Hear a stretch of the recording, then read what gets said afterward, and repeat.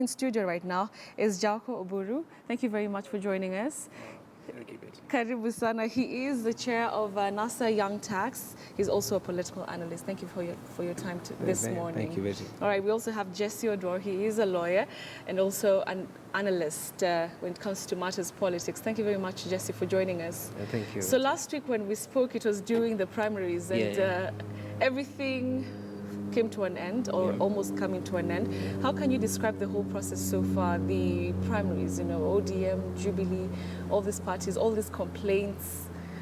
At least one thing that the political parties did, mostly the Jubilee and the ODM, at least they're the major parties in Nairobi, to a very large extent, the primaries were very peaceful, which at least we have to give them kudos for that.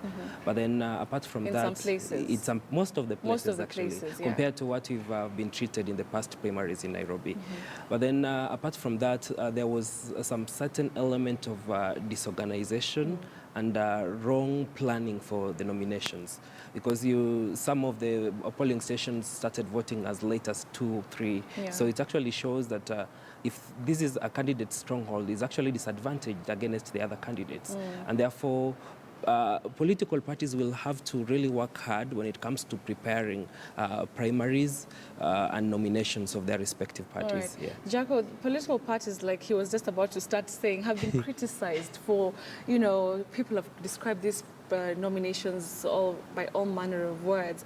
But are we criticizing them too much? Because, IEBC is already having a hard time preparing for the general election, and yet they're the body mandated to do so. Then you have political parties which, are trying to do this thing. How can you rate their performance? Thank you, Jessy. I think I'd like to, I sympathize with a lot of Kenyans whose hearts, there's some who have been disappointed. It's a contest. The nominations, especially the party nominations, have I want to throw a little spanner in those works, because I think the blame goes a lot to the party. But we have to remember that there are people who actually participate. They're like ODM, we had about, I think, 6,000 nominees. Well, those who want to be nominated, and they were cleared. And the party prepared very well. I think, in fact, we were part of the team that helped to draft this strategy that we then handed to the National Elections Board. Not me personally, but we just talked about as being NASA Young Turks. We have a lobby group for that works for our principles right now called Bado Mapambano Movement. So we've helped as much as we can, because we envision this problem with nominations.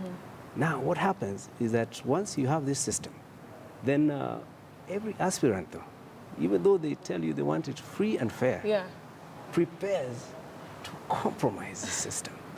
Now, it's you have this NEB, this small group of people, and they've tried to revolve to the counties, but then you have these aspirants coming in with every kind of resource that they can to make sure that I win, And it's, I have about, I don't know how many people and how many wards and constituencies where everybody won. Oh, everybody. How can everybody win? There's only supposed to be one winner. One winner. So it's like, Jaoko, I was very good. The people loved me. And I won. And then 5 minutes later, Jessy comes in and says, actually, I'm the one who won. So who won? But has it been an improvement from what we've seen from the other? I think we should not be too hard on ourselves as Kenyans. Because if you look at where we came from, if you count the years, the 50 years plus, you look at how elections were conducted and what we're having now, where we're trying to be transparent, and people, in all, as it said, it was peaceful. And there are many places where people actually got whom they wanted. It's not perfect yet. And if you look at our history, even up to the point where we had this new constitution and all, and devolution, you can see that everything is work in progress. It has been So progressive. we should be too hard on ourselves. Okay. We're really doing well. Things will get better. Though, Things will we get need better. we need to, of course, hold everybody accountable. Yeah.